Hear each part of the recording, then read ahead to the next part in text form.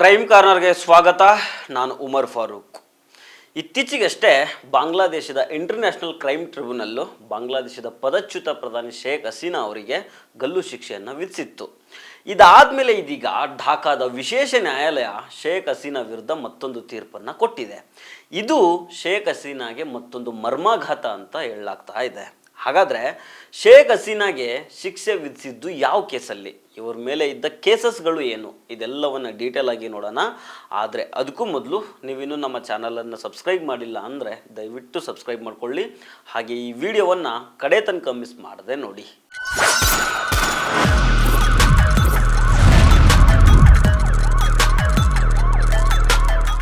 ಸರ್ಕಾರದ ವಸತಿ ಯೋಜನೆಯಲ್ಲಿ ಅಕ್ರಮ ಎಸಗಿರೋದು ಸೇರಿ ಒಟ್ಟು 3 ಕರಪ್ಷನ್ ಕೇಸ್ಗಳಲ್ಲಿ ಶೇಖ್ ಹಸೀನಾಗೆ 21 ವರ್ಷ ಜೈಲು ಶಿಕ್ಷೆಯನ್ನು ವಿಧಿಸಲಾಗಿದೆ.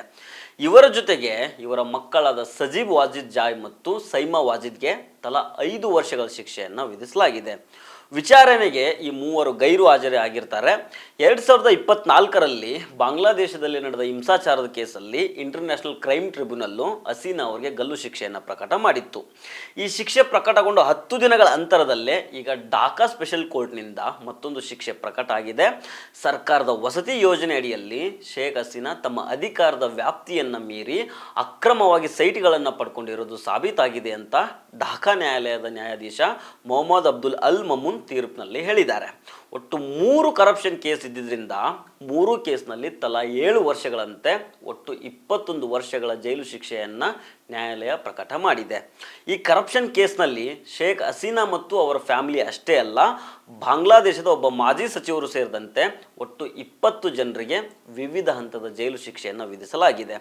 ಇಷ್ಟು ಜನ ಆರೋಪಿಗಳಲ್ಲಿ ಒಬ್ಬ ಮಾತ್ರ ಕೋರ್ಟ್ಗೆ ಹಾಜರಾಗಿ ನೇರವಾಗಿ ವಿಚಾರಣೆಯನ್ನು ಎದುರಿಸಿರ್ತಾರೆ. ಅವರಿಗೆ 3 ವರ್ಷದ ಜೈಲು ಶಿಕ್ಷೆಯನ್ನು ವಿಧಿಸಲಾಗಿದೆ.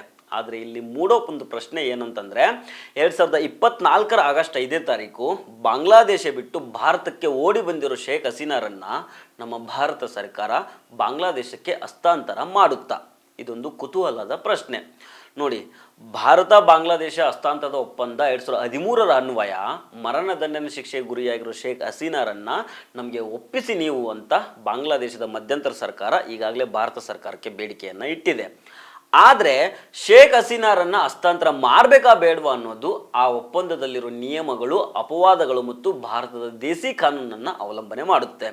ದ್ವಿಪಕ್ಷೀಯ ಹಸ್ತಾಂತರ ಒಪ್ಪಂದದ ಅನ್ವಯ ಭಾರತ ಹಸೀನಾ ಅವರನ್ನು ಬಾಂಗ್ಲಾದೇಶಕ್ಕೆ ಹಸ್ತಾಂತರಿಸಬೇಕು. ಸಾಮೂಹಿಕ ಮಾರಣ ಹೋಮದ ಅಪರಾಧ ಮಾಡಿದವರಿಗೆ ಆಶ್ರಯ ಕೊಡೋದು ಸ್ನೇಹಪರವಲ್ಲ ಮತ್ತು ನ್ಯಾಯಕ್ಕೆ ವಿರುದ್ಧವಾದುದು ಅಂತ ಬಾಂಗ್ಲಾದೇಶದ ಸರ್ಕಾರ ಭಾರತ ಸರ್ಕಾರಕ್ಕೆ ತಿಳಿಸಿತ್ತು.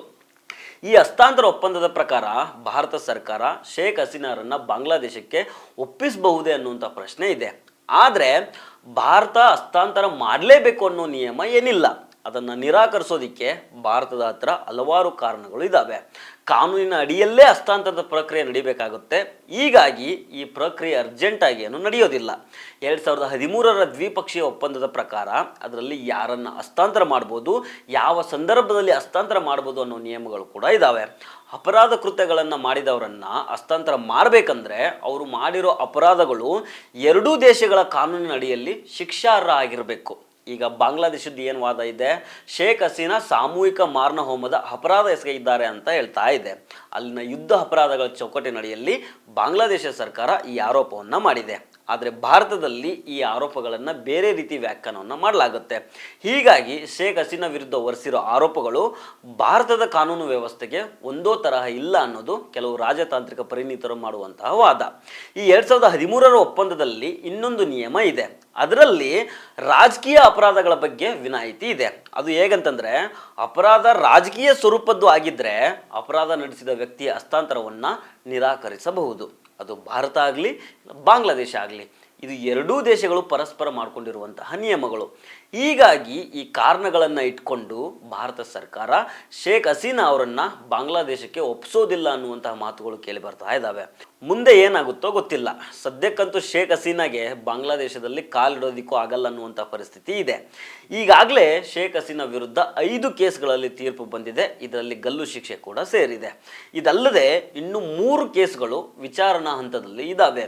ಈ ಎಲ್ಲದರ ತೀರ್ಪು ಪ್ರಕಟ ಆದ 30 ದಿನಗಳ ಒಳಗೆ ಶೇಖ್ ಹಸೀನಾ ನ್ಯಾಯ ನ್ಯಾಯಮಂಡಳಿ ಎದುರು ಶರಣಾಗಬೇಕು, ಇಲ್ಲ ಅವರ ಅರೆಸ್ಟ್ ಆಗಬೇಕು. ಇಲ್ಲ ಅಂದರೆ ಈ ತೀರ್ಪಿನ ವಿರುದ್ಧ ಮೇಲ್ಮನವಿ ಸಲ್ಲಿಸುವ ಹಕ್ಕು ಕೂಡ ಶೇಖ್ ಹಸೀನಾ ಅವರಿಗೆ ಇರೋದಿಲ್ಲ.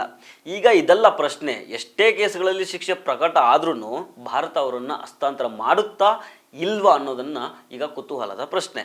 ಕಾದ್ ನೋಡೋಣ ಮುಂದೇನಾಗುತ್ತೆ ಅಂತ. ಸೊ ಫ್ರೆಂಡ್ಸ್, ಇದು ಇವತ್ತಿನ ಕ್ರೈಮ್ ಕಾರ್ನರ್. ಮತ್ತೆ ಭೇಟಿ ಆಗ್ತಿರೋಣ. ನಮಸ್ಕಾರ.